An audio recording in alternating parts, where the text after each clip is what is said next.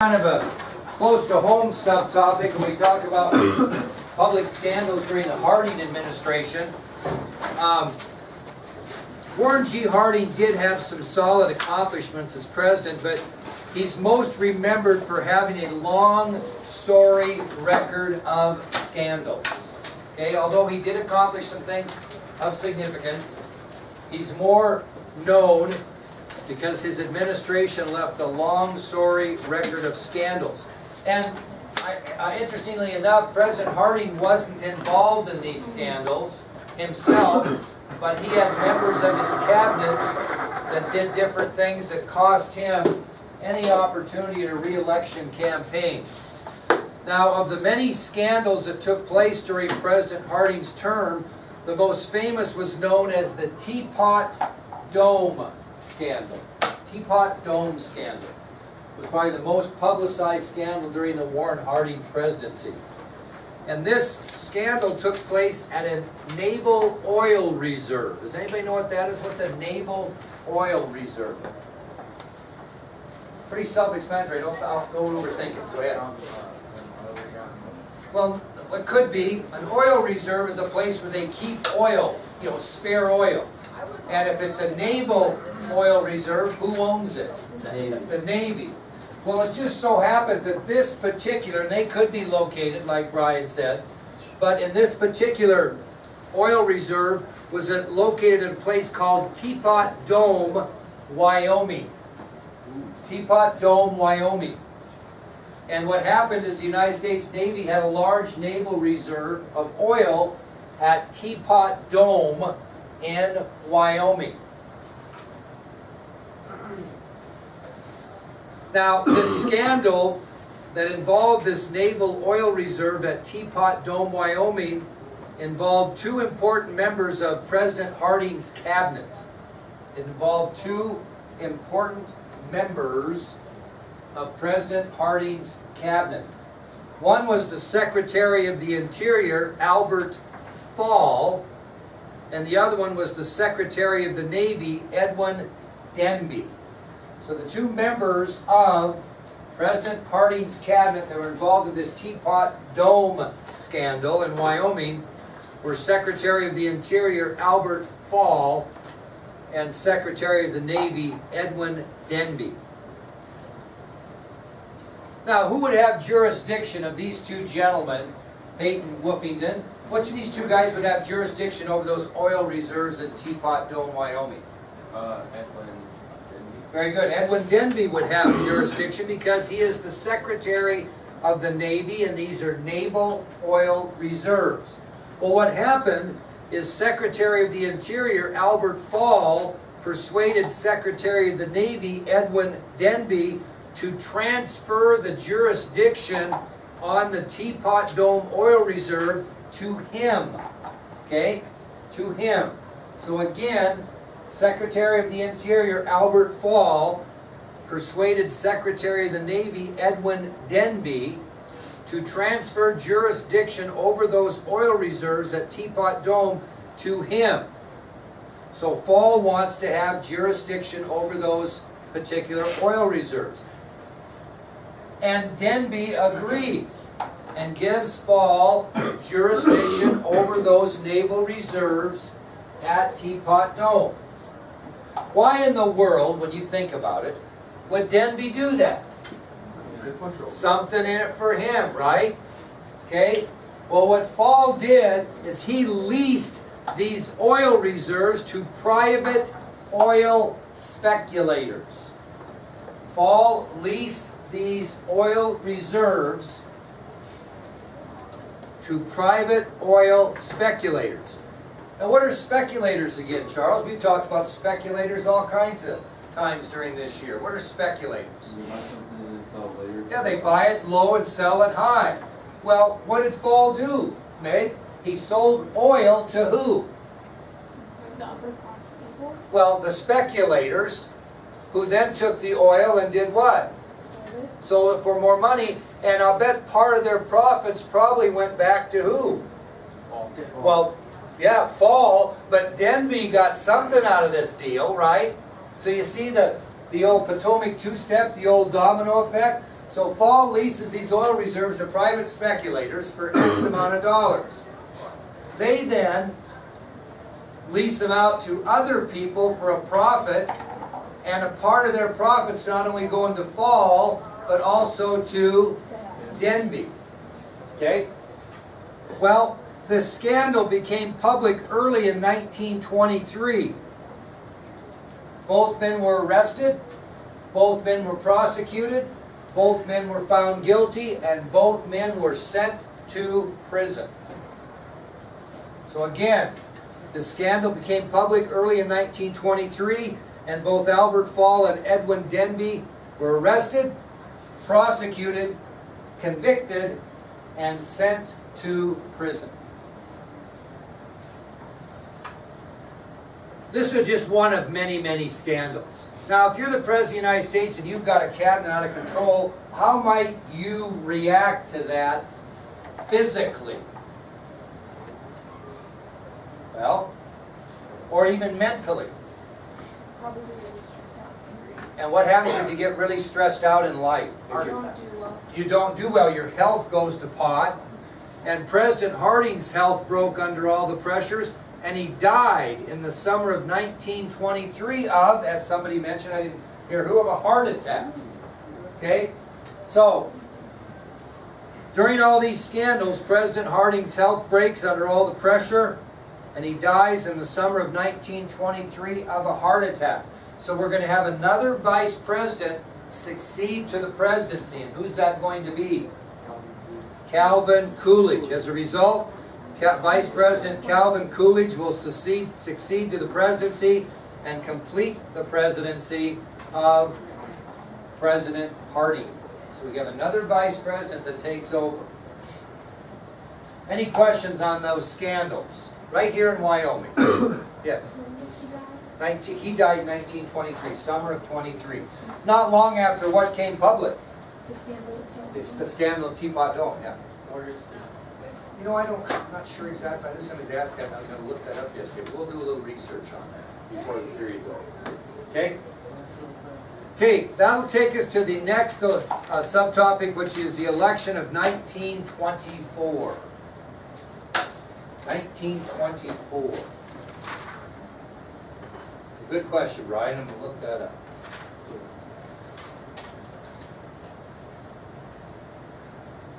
Well, because of these scandals within the Republican Party, what might it have caused, Andy? And usually to do that, you're right, to do that you have to have a what in the political party to give the advantage to the other? A split. Very good. Well, when the election of 1924 came about, the Republicans nominated President Coolidge for the nomination, because he was President Coolidge now, right? So the Republicans nominate President Coolidge for the nomination in 1924, and because of the unrest during the Harding administration, the Republican Party was split. There were Republicans that were against the nomination of Coolidge, and they split off and formed their own political party called the Progressive Party. So Republicans who were upset at the nomination of Coolidge, and probably were just upset at the whole Harding situation in general, split off and formed their own party, the Progressive Party. And as Andy said, anytime you have two parties involved in the same party, so to speak, it's an advantage to the other political party. Well, the Progressive Party nominated Wisconsin Senator Robert La Follette as their candidate for the presidency. The Progressive Party nominated Wisconsin Senator Robert La Follette as their candidate for the presidency.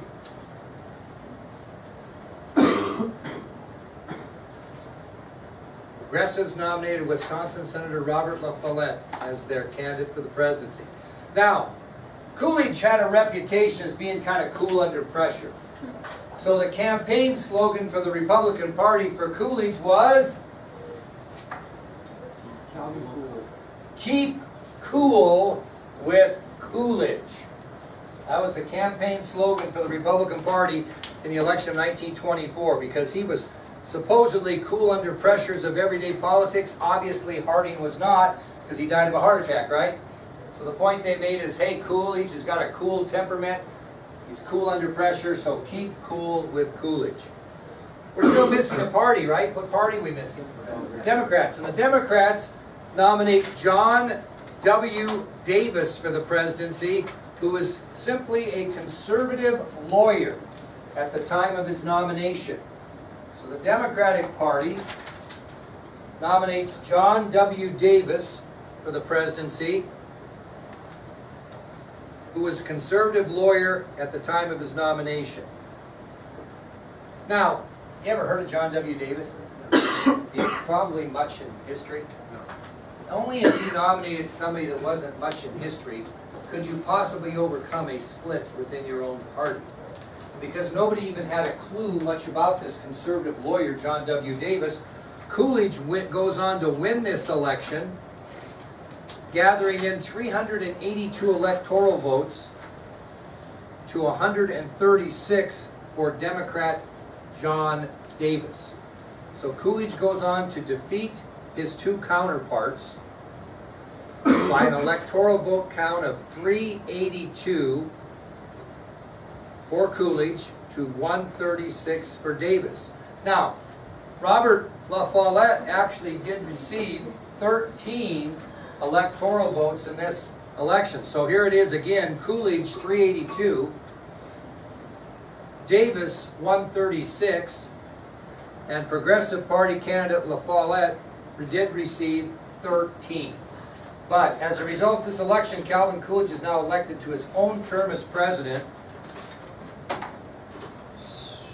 And we'll move on to the election of 1928.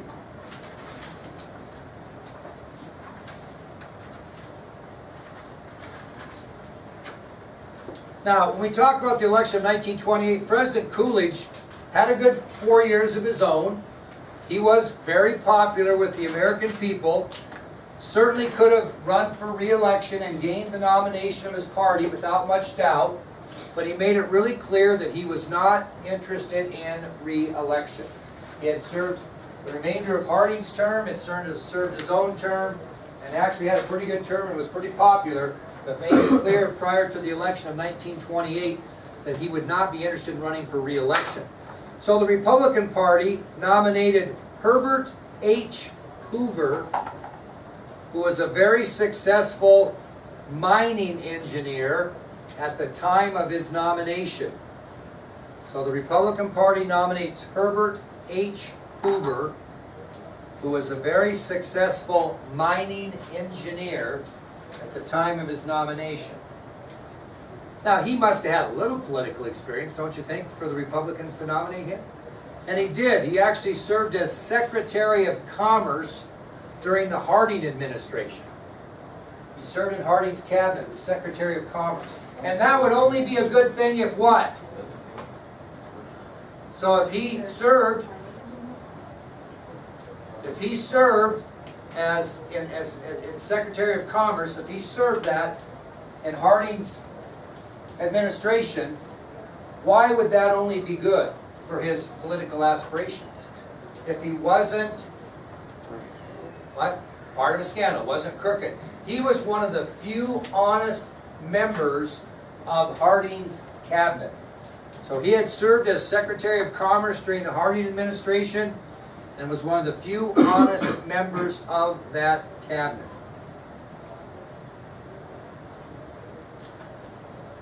Now, the Democrats nominated New York Governor Alfred E. Smith for president.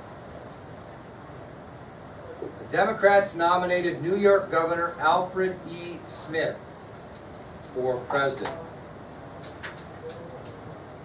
And New York Governor Alfred E. Smith would have a couple of strikes against him before the election ever started.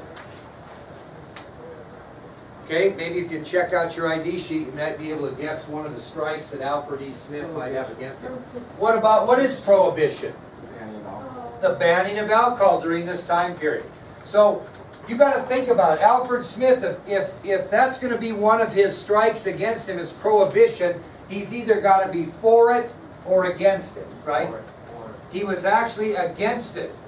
He was against prohibition. He was against making alcohol illegal. That would almost be like a guy running for president now that would be against illegal drugs, that he'd want drugs to be legal. That'd be about the same thing, because alcohol was a big controversy at this time, and prohibition was a movement to make alcohol illegal, no matter how old you were. Okay? Anyway, Alfred E. Smith opposed prohibition. He opposed making alcohol illegal. Well, it's kind of like they did illegally. They had alcohol. They've had alcohol since, well, because people thought it was ruining lives. It's like, why do we, very seriously, why do we make drugs illegal? Because it's ruining lives. And so they wanted to make alcohol illegal, which was unbelievable. That's a whole nother story. But Alfred E. Smith was against that. He thought alcohol should be legal. Most people in the country at the time thought alcohol should be illegal. So that was a strike against him. The other strike against him is he was Roman Catholic. And no man in the history of the country to that point had even gained the nomination of his party if he was Roman Catholic. Now John Kennedy is going to change all that in 1960, but we're only talking about 1928 here. Okay? So Smith was Roman Catholic, and no man of this religion had ever even gained the nomination of their party, let alone win the presidency. So yeah, those were the two strikes against him. He was opposed to prohibition, and he was Roman Catholic. Because, that's a good question. The same thing, John Kennedy had to listen to the same things, clear in 1960. Because if you elect a Roman Catholic president, who's going to be running the country? The Pope. When Mitt Romney ran for president against Obama, there were people, even in 2000, whatever it was, saying that the Mormon Church was going to run the country if he got elected. He would have been a great choice. And I can tell you the Mormon Church would not have run the country if he would have been elected, just like the Pope did not run the country when John Kennedy was elected. However, that was the feeling. Well, these two issues hurt Smith badly, and when the dust cleared, Hoover, who was not a great nominee, crushed Smith, 444 electoral votes to 87. 444 to 87, crushed him. So even though Smith might have been a better politician in a lot of ways, Hoover crushed him, 444 electoral votes to 87, because of the issues that Smith faced on prohibition and being a Roman Catholic. Smith is what party? He even lost states in the South that had gone to the Democratic Party way back since the Civil War. There were states that voted against Smith that the Democratic Party had covered since the Civil War. That's a butt kicking. When you can't win states in the Deep South as a Democrat at this time, you are bad. Was he that bad? No, he was against prohibition and he was a Roman Catholic. That was his problem. And Hoover crushed him. And as a result, Herbert Hoover becomes the nation's 31st president of the United States. You know who ended up being lucky on this deal? Smith. Why? Because everything goes down. That's right, we're going to go into a Great Depression and Hoover's going to get blamed for the whole thing. What's Hoover most remembered for? The Great Depression. Okay? So actually Alfred E. Smith, there's no way he avoids it. You know what I'm saying? So he just is lucky he's not the guy. Okay? Now, we're going to move on to technological changes in the 1920s. Although you're going to see these as everyday or maybe even pathetic technological changes, they were big deals in the 1920s. It was a decade of change in technology. Really a big-time decade of change. I'll give you some examples of what came about in the 1920s that were unbelievable, hard to believe. Movies. Movies. My God, you could go to movies. Now, they didn't say anything. It was like they acted it out and then the words went across. Silent movies. But nobody had ever seen anything like that before. So you could go see a movie. Wow. Radios. My God. Radios came about. TVs don't come out until the 40s. So we're not even talking TVs yet, we're talking about radios. Holy moly, radios. You know what else was pretty big in the 1920s that you take for granted every day? Electricity. Electricity. Whoa. And the biggest symbol of change in the decade was what? The automobile. The automobile. A man by the name of Henry Ford established the mass production of low-priced automobiles. He wanted to make it affordable for every American to purchase one. So automobiles came into the scene in the 1920s, and a man named Henry Ford established mass production of low-priced automobiles. He had a goal in mind to make it affordable for every American to be able to afford to purchase a car. Automobiles.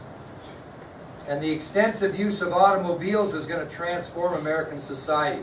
Can you imagine if you never saw an automobile and all of a sudden it came about and you've been walking everywhere, riding horses, pulling buggies, you know, that's how you've been getting places, and all of a sudden you can purchase an automobile? By God, and it didn't have GPS in it, Alexa. You had to figure out where you were going on your own.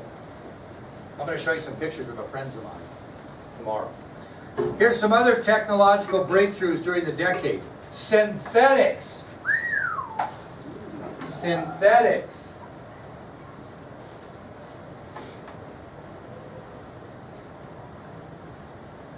Anybody know what synthetics are? Fake what? You're right. Fake natural fibers to make clothing, right? We use so many natural fibers during World War I to produce.